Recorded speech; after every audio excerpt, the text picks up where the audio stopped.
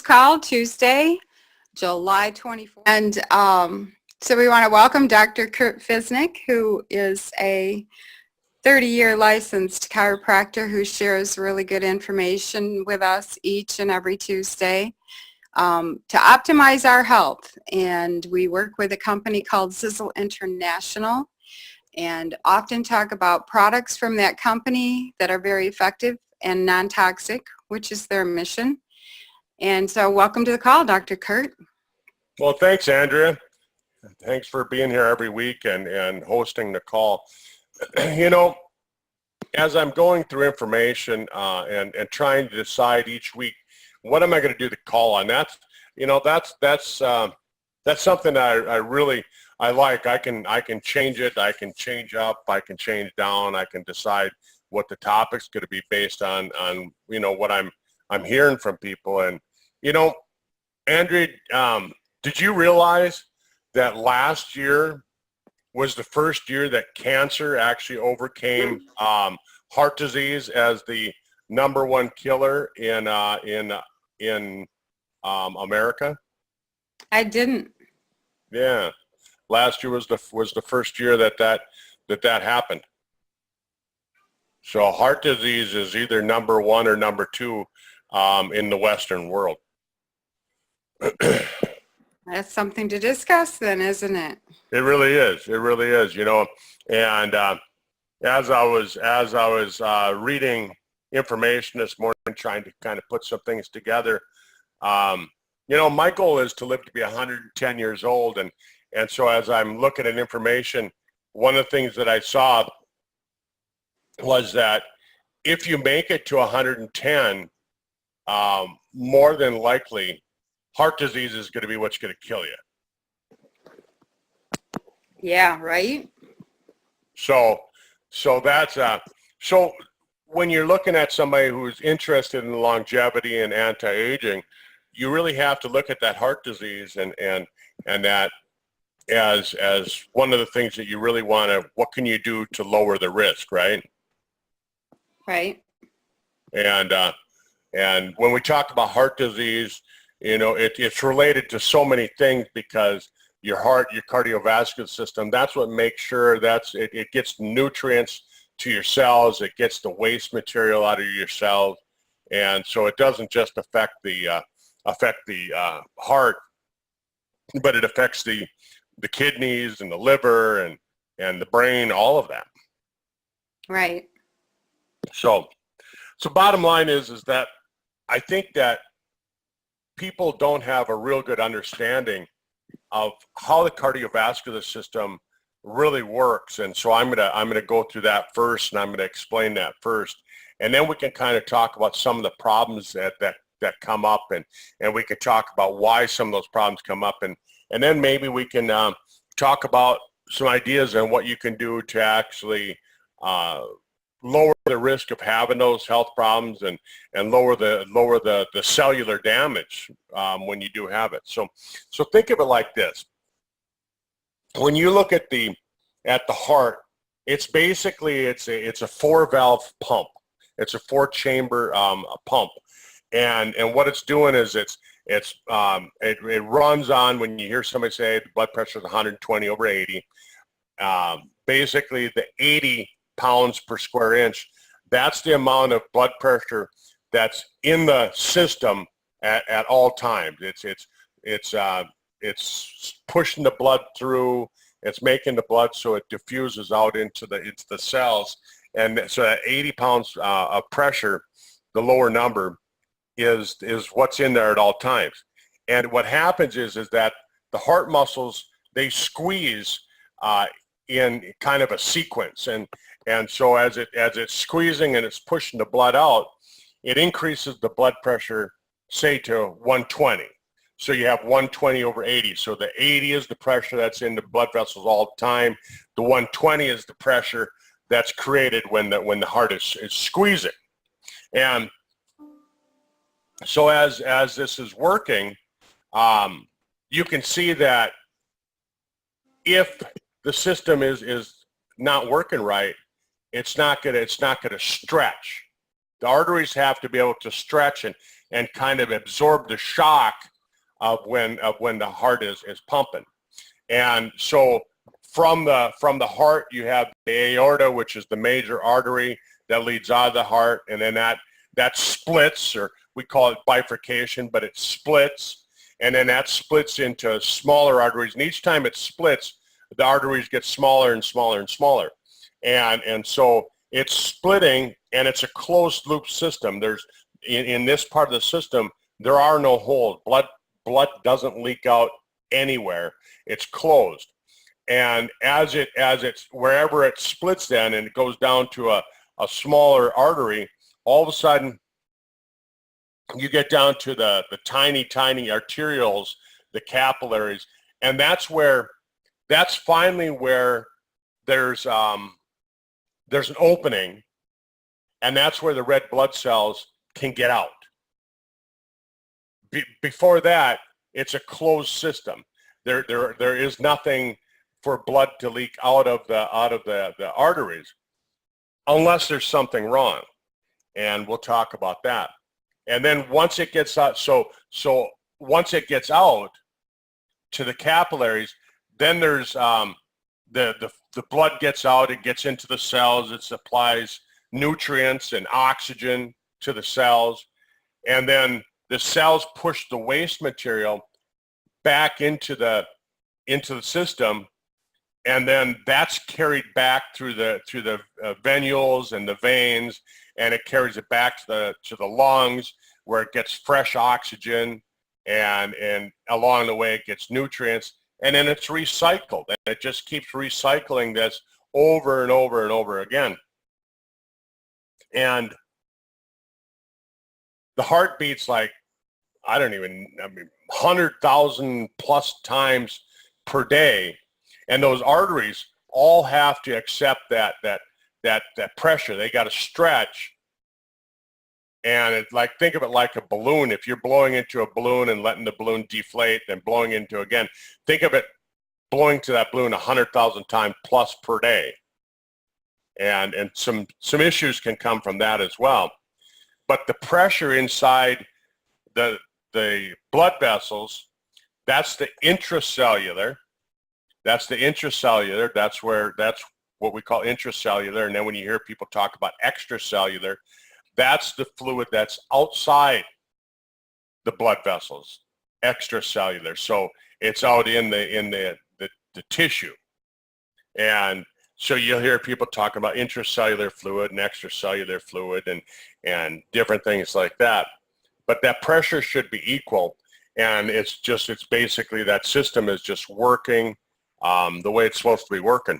But what happens is that we can have some chemical damage to the system, and what happens is that the proteins that are in the arterial walls, they get damaged by sugar. And we know from working with Sizzle that this is what we call glycation, glycated end products. And what it does is it takes and it creates what they call cross-links, which are chemical bonds that hold the proteins in the arterial walls. It holds them together, kind of like, think of it like a molecular level handcuff. So, you know, think of it like a three-legged race. If Andrea and I are in a three-legged race, we've got two of our legs tied together. We can't run independent. She might be able to outrun me, but because I'm tied to her leg, she can't outrun me. And in your arteries, if you've got these glycated end products in your arteries, what it does is it does the same thing. So your proteins that are supposed to move around independently, all of a sudden they can't, because they're tied together like in a three-legged race, tied together like they have handcuffs on them. And so now your arteries can't stretch. So these cross links in the collagen, in the protein, all of a sudden it creates a situation where there's no cushion. When the blood pressure, when the heart beats at 120 pounds, there is no cushion. It can't accept the increased pressure. And what it does is that something has to accept that increased pressure. Something in your system has to do that. And so what ends up happening is it damages the kidneys, and it damages the brain, and it causes problems inside the arteries themselves.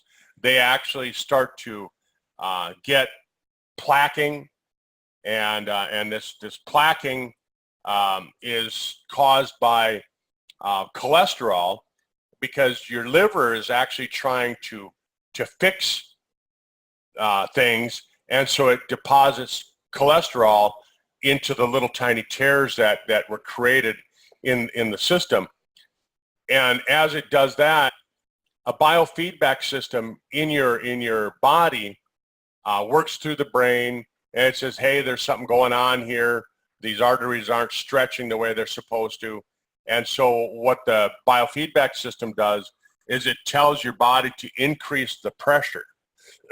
And so as it increases the pressure from the heart, what that does is that causes the red blood cells to hit wherever those, remember I was talking about how the arteries, they split, that's called the bifurcation, and wherever there's a bifurcation, the red blood cell hits that, and over a period of time, those red blood cells striking at that bifurcation, they start to cause damage, and they start to actually rip through the arteries, and they cause little holes. And remember I said that there's no leakage anywhere in the system until you get down to the tiny capillaries. Well, now all of a sudden, you've got leakage in the system. And if you've got leakage in the system, you've got problems, because all of a sudden you're going to start bleeding in certain areas. And this is basically because of the damage and all of that.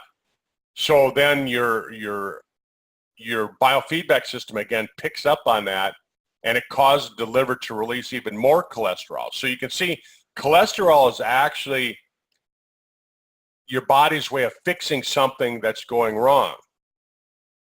And what we've done is we've started to look at the cholesterol as being the health issue, but really in reality, the cholesterol is the fixing issue. It's the fix. And so then when you have your doctor prescribe a statin drug or a cholesterol lowering drug of whatever kind it is, but statins are the ones that we see most often used, what happens is that, sure, you're going to lower the cholesterol, but what happens to those tears in the arteries? If I remove the cholesterol, the patching agent, the fix, all of a sudden now I'm leaving the system with tears. And that's not good. That's not good. And so what does the statin drug do besides that? Well, it causes issues with CoQ10, and CoQ10 is an enzyme that's necessary for the heart. It keeps the heart healthy, keeps the cardiovascular system healthy. And so what ends up happening then is, over a period of time, because the statin drug is interfering with the metabolism of CoQ10, what eventually happens is that if you're on a statin drug, it's going to cause congestive heart failure, because the part of it that fixes things, we've removed it by taking the statin drug. And so all of a sudden now, you're creating a serious health issue by trying to fix something that really wasn't a health issue in the first place. And Andrea, can you see where that could be a problem?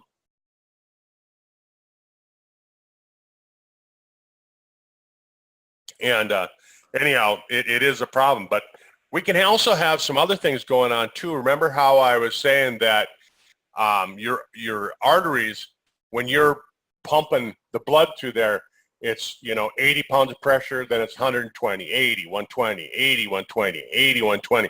And it's doing that over and over and over, hundreds of thousands of times, right? And over a period of time, there's another protein that's in your arteries.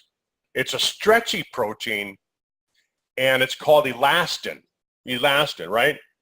And it's an easy one to remember because elastin, you think of elastic, right?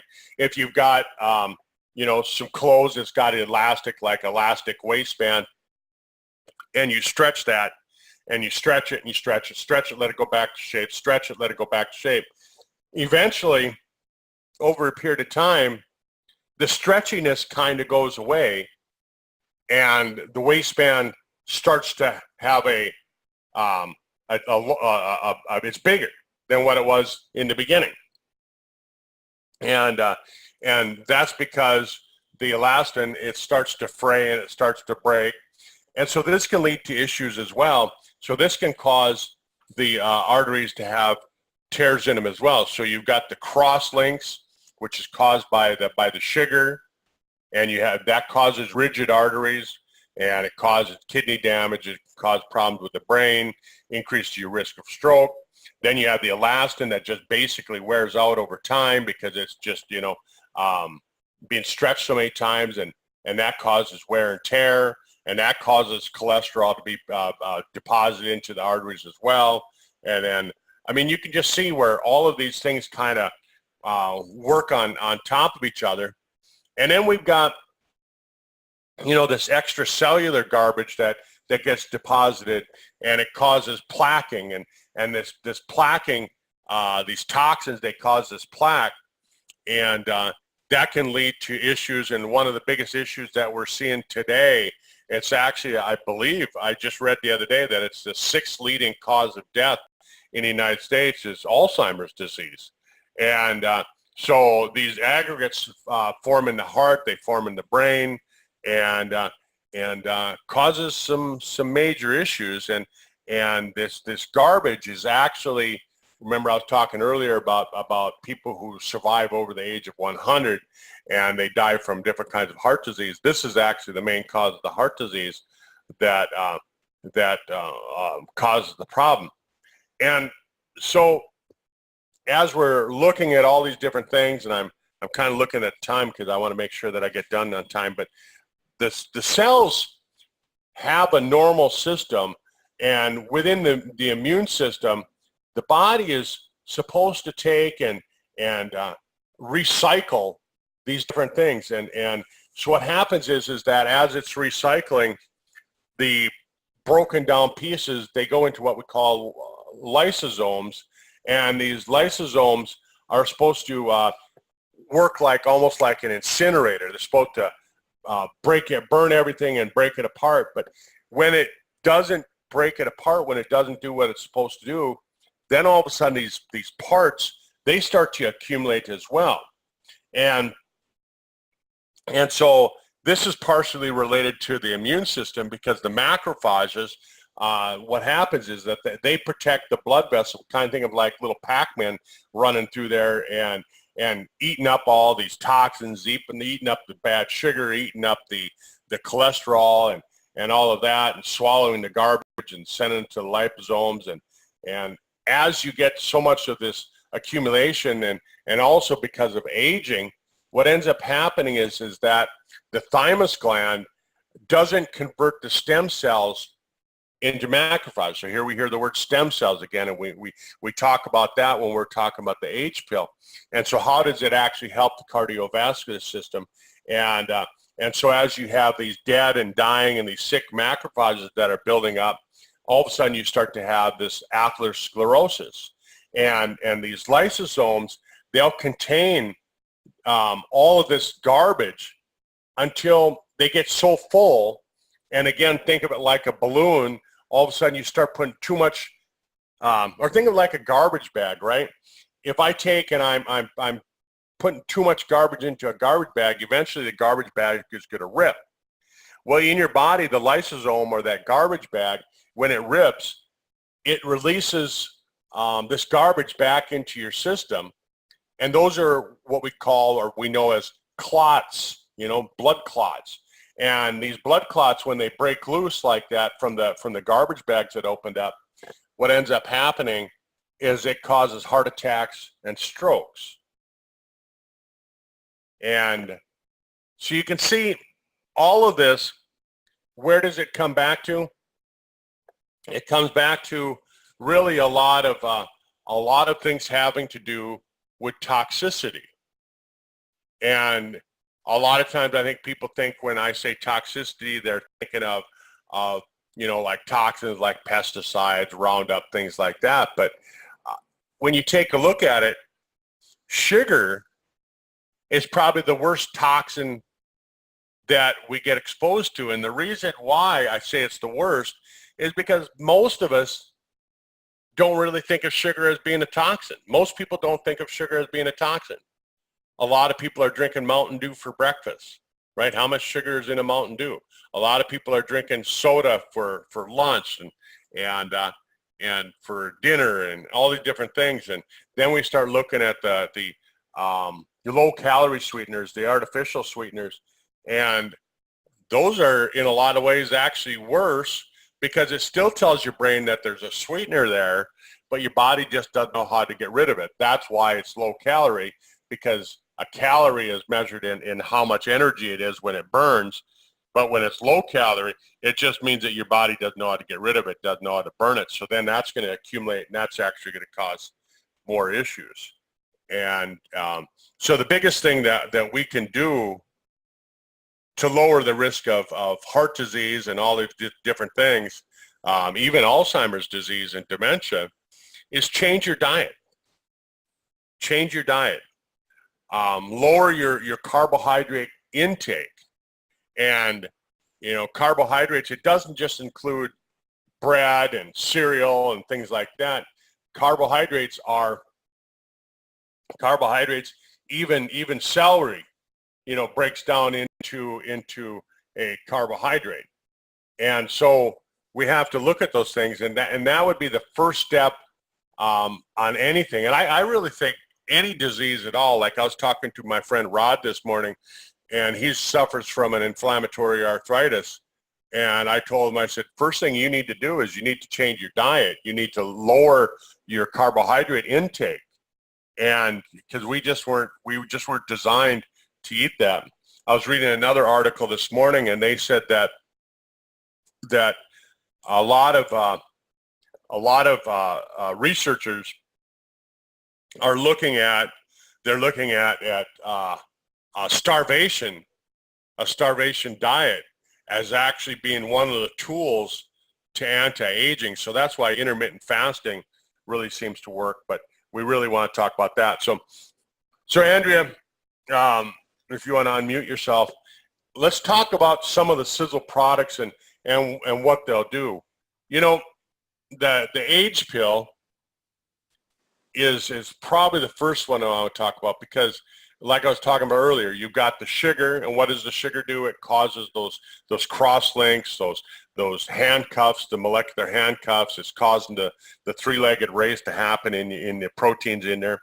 And so the age pill removes those glycated end products. And haven't you heard some stories of people having better energy when they take the age pill, Andrea? Oh, almost everyone has better energy. Yes, definitely. Yeah, because the body's not having to spend so much time trying to repair things. Right. That's part of it. And then it removes lipofuscin as well, which is the byproduct of burning fat as energy. Right. But the one thing that a lot of people don't realize, you hear us talking about stem cells all the time, and it's kind of the new word or phrase that you hear people talking about: stem cells, stem cell this, stem cell that. And so stem cells actually in the thymus gland, they're converted into active immune cells. So if your thymus gland isn't working properly, then you're not going to have these active immune cells. So do you know what product we have that actually research has shown actually supports a healthy thymus gland? I don't know that answer You don't? How come? because you haven't told me yet. It's fucoidan. I was going to guess fucoidan. Yeah. And so fucoidan actually works a lot like mother's milk. I think it's in China. They actually have a Chinese word for fucoidan that actually translates into mother's milk. And mother's milk, when you first have your baby and the baby goes from eating the food that you were providing through the umbilical cord to now through their own system, and you were providing the immune system for that baby. Now all of a sudden the baby's own immune system has to take over. It's that first mother's milk from breastfeeding that actually stimulates the thymus gland. Cool. Yeah, so if you were born and your mom didn't do any breastfeeding, your thymus gland probably didn't kick in properly. Well, that's probably why we have so many people that are ill, right? Yeah, and then on top of it, C-sections adds another dimension to that. So I would say that fucoidan would be something that you really want to add. But there's another important aspect of fucoidan that I like when I'm working with people with heart disease, and that's inflammation. And Right. You'll see on the photo that's on the screen right now, it's a picture of the heart on fire. And that's because whenever there's any kind of cardiovascular disease, when there's chronic disease in the body, one of the major components is inflammation. Right. And like you were saying earlier, for years they've been screaming cholesterol is the problem, even though we produce cholesterol, so that it makes sense. But I think it was about 10, 12 years ago that they started talking about inflammation really being the culprit for heart disease. Exactly, right? So fucoidan is important. So you got the age pill that's stimulating the stem cells. You got the age pill that's getting rid of the glycated end product. It's getting rid of the lipofuscin. You got the fucoidan that's stimulating the thymus gland. You've got the fucoidan that's helping with inflammation. Two great products to use if you're worried about heart disease. And then the third product that I would throw at you, and well, I don't know if it'd be exactly the third, because which one's more important than the other, right? But Eternity, because of the resveratrol, because the resveratrol is just really so important for the heart. And we've got testimonials. If you go back to the testimonial call, I think from 2 months ago, we had my friend Lisa Savoy that got on, and she said that the Eternity lowered her cholesterol, brought her good fats back up to normal. Her internal medicine doctor in Minneapolis was just totally amazed at the fact that not only did it lower the bad fats, but it raised the good fats. And her doctor said he'd never seen a natural product do that. I'm guessing you didn't see too many natural products do anything. Probably because he didn't look, right? Good answer. But the resveratrol, one of the other things that I really like about resveratrol is that, with Eternity, because it's working with the SIRT1 gene, and the SIRT1 gene is the gene that repairs damaged DNA, and our DNA is getting damaged all the time. I talked about it on Friday's call, and so I won't get into that a lot. But the mitochondria, which are kind of like the nuclear power plant of your cell, they get damaged. They get damaged more from stress than any other part of the cell. So the DNA there really needs that resveratrol. So the other product, though, that I really think we need is the super omega, because omega-3s are really kind of a food that it comes from food, essential fatty acids that lowers inflammation as well. And then on top of it, we've got the omega-5s, the omega-7s, we've got the omega-9s in there that they all work together to improve the flexibility of the arteries. And then we have CoQ10 in there. And again, you heard me talking about CoQ10 on the call on Friday night, ubiquinol. and that's the good form of CoQ10.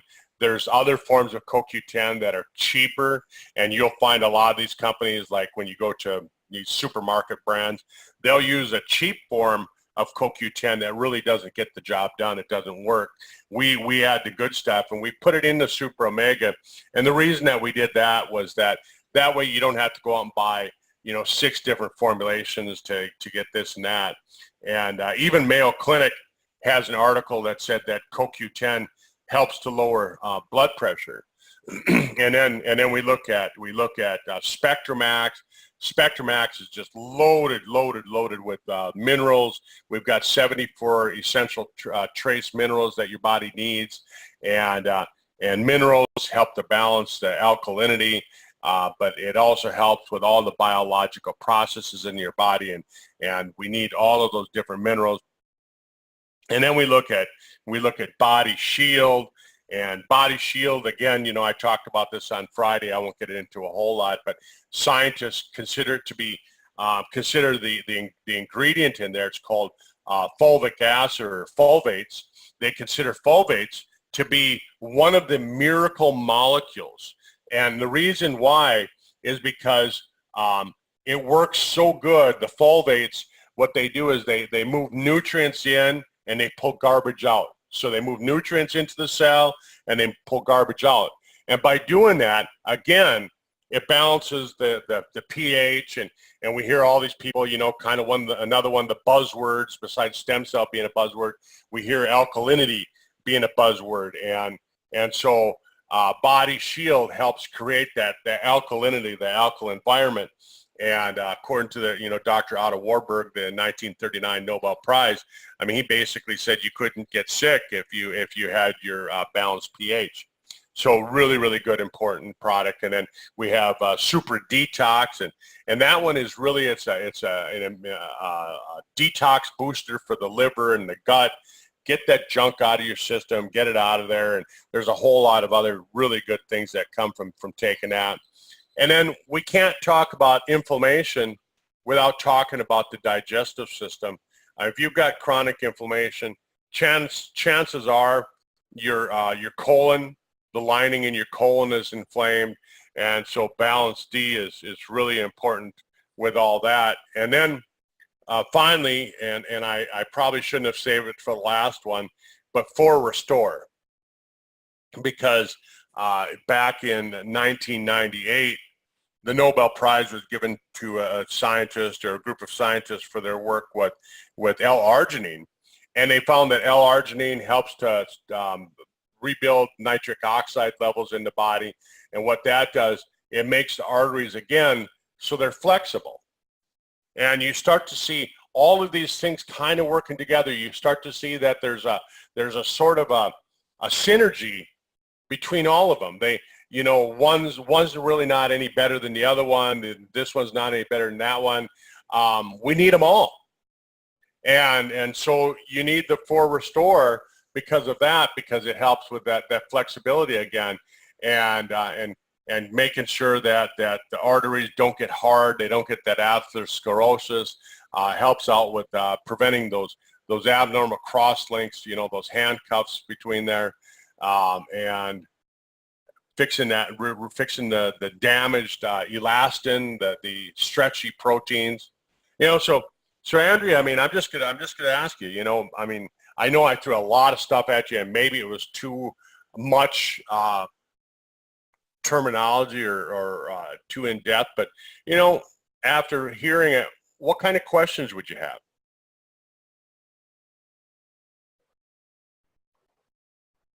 Unmute yourself. Sorry about that.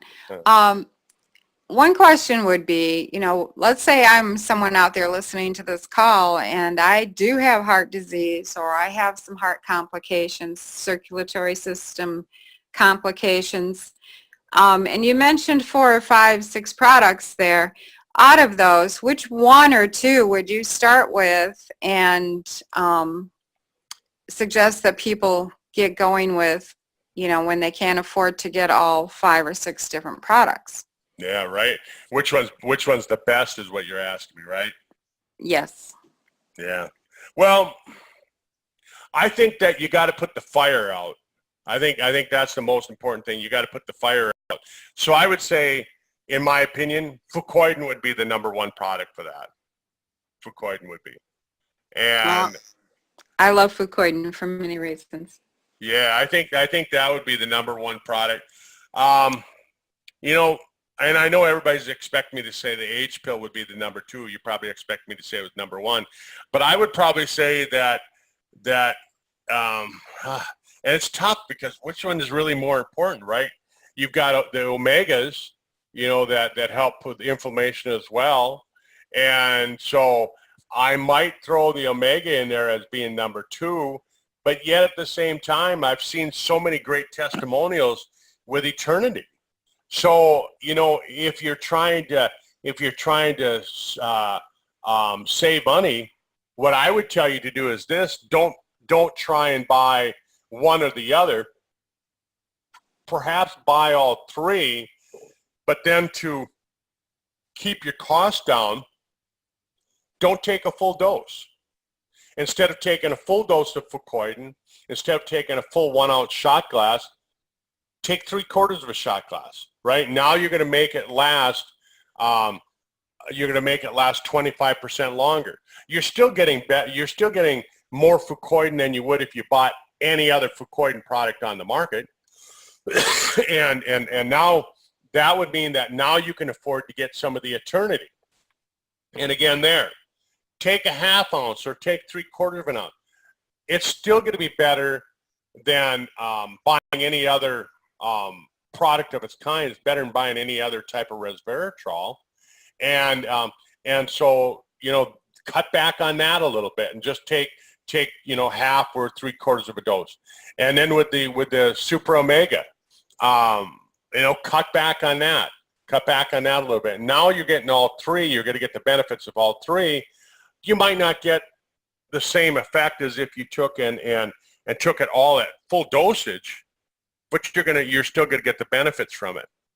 And so I would say, probably in my opinion, that's what I would do if I was a little short on money. I would try and spend $150 or so and buy all three of those products. That would be my choice. I might say that the next product after that would be the 4 Restore. The 4 Restore might be the next product I'd add to that. And then after that, the Age pill. But as you're getting better and you're sharing the information with other people, the beauty of having a company that works in network marketing like we do is that as you're getting better, share your story with other people. And as you're sharing your story with other people, the goal is that they're going to get healthier along with you, but the company's going to pay you, they're going to pay you a commission, which can help defray the cost of your products. Yeah, that's truly how to do it. You know, if you want the products, which, you know, once you gain the information, you do want the products. I remember when I first learned about the Triangle of Life products, which is the Eternity, Fucoidan, and Spectrum-X, I wanted it instantly. I mean, once I understood what it did, I was like, I have to have these. So that makes it great that you can, you know, we're talking about heart disease, and what is it, 1 out of 2 or something like that you stated in the beginning. So, hey, everyone around you needs the same help that you need. So just sharing that and creating a little income to help cover your cost is great. And then they can do the same thing. Exactly. Easy. Yeah, and all of a sudden you've got like this little group of people that are lowering their risk of heart disease, and what's wrong with that? Right. They're all your friends, so you're helping them. There you go.